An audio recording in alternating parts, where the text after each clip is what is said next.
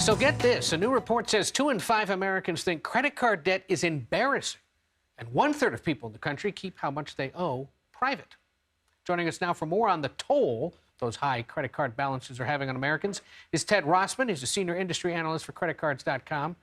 Ted, is there a stigma surrounding credit card debt, and should Americans really be embarrassed by how much they owe? There's definitely a stigma. Yeah, we've done research. We found that people would rather talk about their weight, their political views, their religious views. They'd rather talk about a lot of sensitive things rather than credit card debt.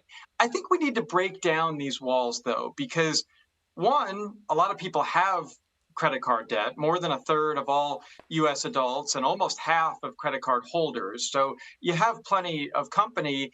It's just so important to make this a priority. With an average interest rate over 20%, you can't hide from it.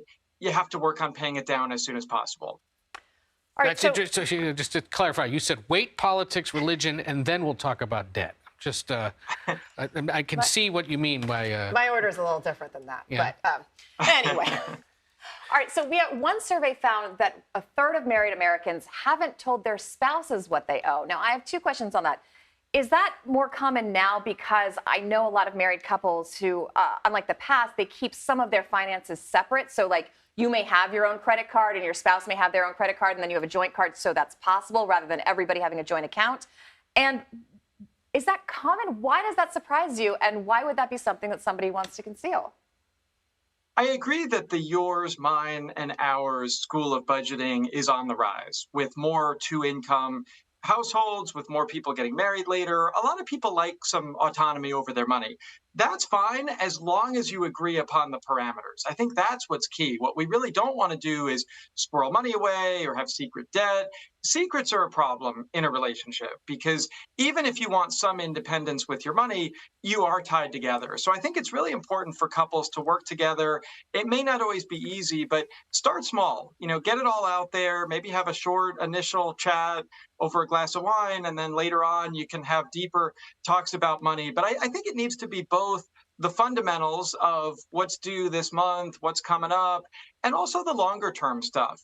With respect to credit card debt, I mean, how great would it be to pay that off, avoid these 20% plus rates, and then really work towards something else, whether it's home ownership or retirement or some other future goal. It's hard to build wealth when you're paying the credit card company that much every month. Ed O'Keefe and I have no secrets in our relationship.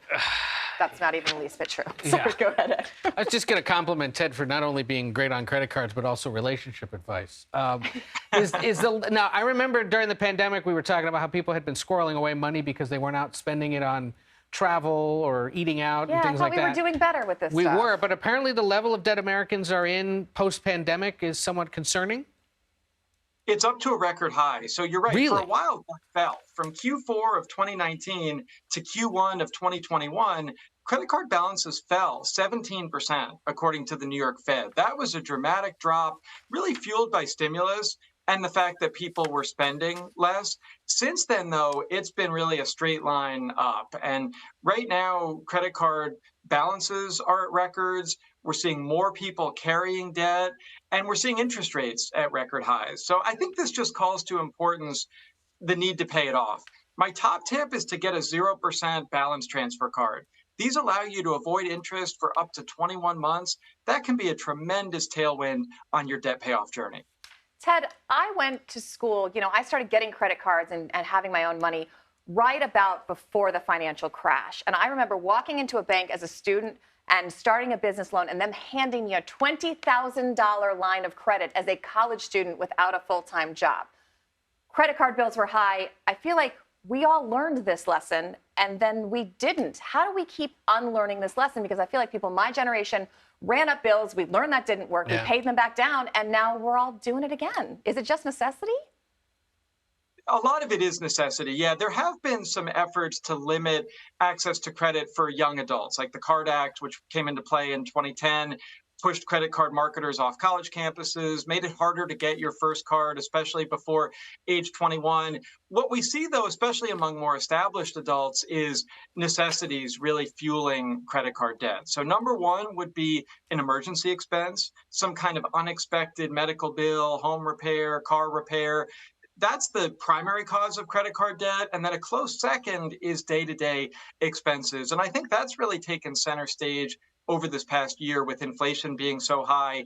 It's a tough circumstance when you're putting groceries and gas and other essentials on a credit card and financing it over time. It's one thing if you're paying in full and getting rewards and all these benefits, but for those who are financing this, that's where we need to come up with these payoff strategies like a 0% balance transfer or maybe a low rate personal loan or nonprofit credit counseling. Those are some things that you could try. Well, okay, so if the viewers hung with us this long, they're probably wondering at this point, gee, Chad, what other advice do you have for paying this down as quickly as possible?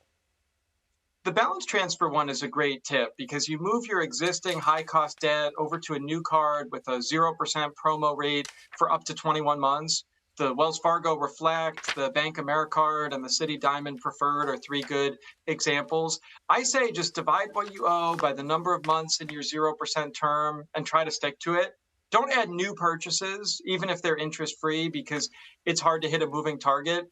I also think that something like taking on a side hustle could be really impactful. I mean, it doesn't need to be forever, but to the extent that you can up your income or cut your expenses, maybe sell some stuff you don't need, a dollar saved is a dollar earned after all. And every dollar you pay down of credit card debt has a basically risk-free 20% return on average, just given how high these rates are. Just get those balances down. Ted Rossman, thank you so much. No problem. Thank you.